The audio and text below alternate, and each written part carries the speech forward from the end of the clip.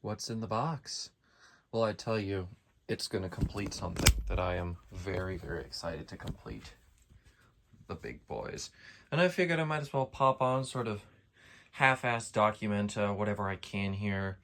So, I don't think I ever really mentioned what happened with these. So, right, I brought these home from my school, from my metal shop, okay? And I was taking the speakers to get refoamed. However, apparently they were on the verge of killing themselves. The speaker place did refoam the originals. However, they said that they would need to take the dust caps off and redo a bunch of other things because apparently somewhere in here they were wearing themselves thin and eventually they would have just quit working. So I hooked them up temporarily just to see if they worked, and maybe someday I'll get off my butt and fix it. But yeah, really the best solution was just to order new ones because that would have been 85 bucks a pop, and we got these for about 70. They're the exact same speakers, they're the same Peerless ones. So anyways, yeah, I'm gonna go ahead and grab me a scissors here and we'll go ahead and open this this box here. And the post-its are obviously covering up shipping information. I'm sure I do not need to explain why I did that. We'll see if they actually manage to stay on the darn box, though. I also got to be careful not really to stab into my speakers here, because that would be one of the world's biggest disasters.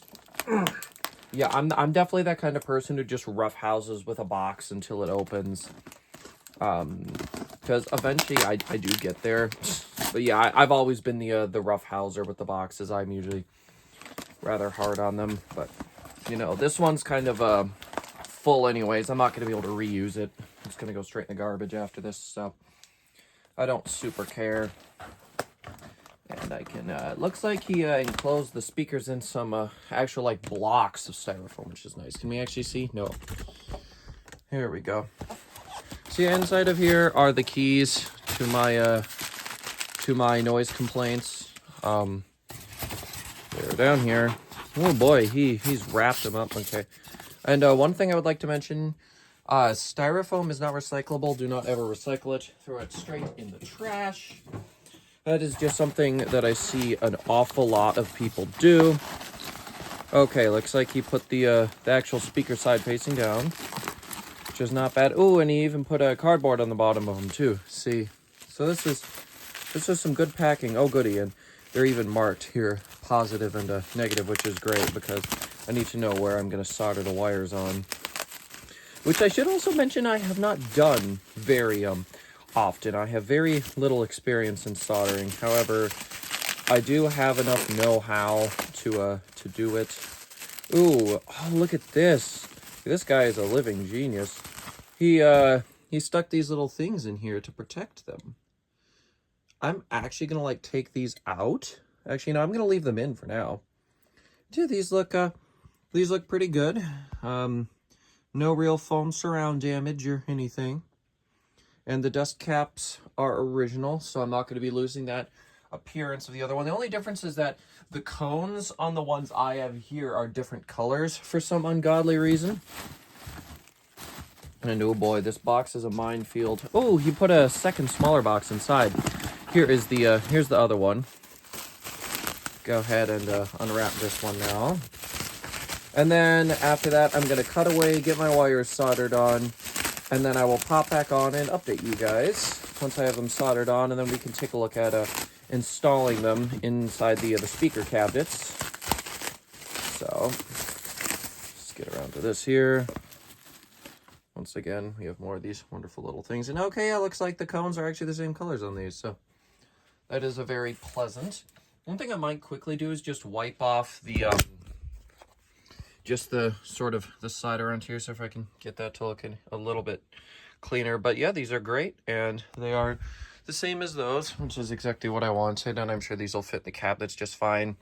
These cabinets were literally designed with these exact speakers in mind. Something tells me that they just took a look at the speakers they had, and then they literally just cut it out to exactly fit all of them. So yeah, I'm gonna go ahead and cut away now. Like I said, I'm going to solder these, and I would like to have the utmost focus when I'm doing that, so I'm going to go ahead and do that, and I will see you guys back here soon. All right, I am back with not a very bad attempt here. The wires are all pretty solid on there, and they are not going to go anywhere, so I'm gonna go ahead and put these in now. So for how they're mounted, all of the speakers in these cabinets here, they just go in, then you feed a screw through the front, then you hex nut them on the back. I've got all of those things right here, so I'm gonna go sort of dig through all those, and you know, I'll go ahead and dig through them, find everything I need, find all the tools, and then get to work. I don't really know, I don't think I'm gonna necessarily film this process. I don't have a good way of speeding up the footage, and also it might be a bit of a pain in the butt, so I'm just gonna go ahead and do this off camera, and I will come back when I have got them in and my connections are ready, and then I'll give you one last look, and we'll throw the backs on. Speaker number 1 is in, solid, connections made. One thing I will mention that anybody who really knows a lot about speakers will of course know, the more breaks in the wire you have, in other words, this will only decrease your sound quality. So do your very, very best to not have to do this. I could have made it work with the existing wires, but it would have been a little too short, and the soldering would have been very painful. I would have probably had to do it while the speaker was in the cabinet. All in all, it would have been very, very unconventional, so I decided to go this route. I can always redo it later if I ever redo anything. Who knows if any of these will need to be recapped or anything at some point. So I just went that route. However, if you want the best sound quality, do not do that. Another thing is that always check, some speakers the connections are not soldered on. You can just pull them off, so don't just immediately go clipping them off before you go check to make sure to see whether you can pull them off. Obviously everything here is soldered because these are all older speakers, but yeah, just a little tidbit for you. So anyways, I'm gonna go ahead, get the second one done, and then I'm gonna button these things up, and then I'll give you a look at the front and really the whole thing, and then I'll fire them up. I don't usually do speaker tests actually like on video because it's not really the most convenient to set up here with what I have. I don't have another thing I can use to play music besides my phone. And also, you know, you can't really tell the audio quality from a crappy camera. It doesn't matter what you've got. You know, it just won't really sound as good as if you hear it in person. So I won't be doing that. But anyways, yeah, I'm going to go ahead, button these back up, and I'll be back with you soon. All right, you guys, I'm here checking in for the final update here. I've got the speakers all back together now, and they sound terrific. I've been using them for about an hour, and then I went upstairs to do some other things, and then I figured I should come back down here and actually close this out. So yeah, they work great, and I'm very, very happy. And if you're wondering what I'm testing them with, I'm testing them with the new Luxman R104 that I brought home a few weeks ago. It's easily become my favorite for testing. It's not ridiculously high power, so you don't have to worry about sending too much power through the speakers, which is always a bonus. And you know, despite it not being very high powered, it's got super good sound. It's really clear and crisp, and you can really hear the highs really well, and the bass is still definitely prominent if you just have them set up in the right place. Of course, in the middle of a room like this, you're not going to get the bass radiating through the house. At some point, I'm probably going to consider putting these over here, the one there and the one over there. Of course, right now that's just not the most convenient with how we have everything set up. But in the future, I might look into doing that. I might just hook them up temporarily to see how they sound. They certainly can't stay that way. I'll talk to my dad about it. I think he was kind of interested in hearing them on the Yamaha. That's a really high power amp. It's great. I love it. But anyways, I might as well give you guys a bit more of a close-up view. So yeah, the look isn't really very off from the original. The only difference is, you know, obviously the two cones on those were different colors, and now the speakers look a little bit more uniform, a bit more the same.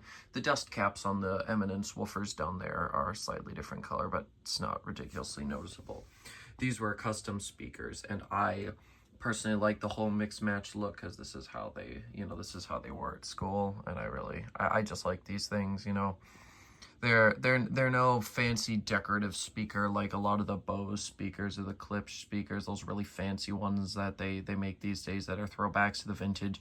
You know, these, they will never look good. These will never be a design statement. These are just functional speakers, but they sound terrific, and I love them so much. I personally would not mind putting these in a living room or somewhere where you'd see them.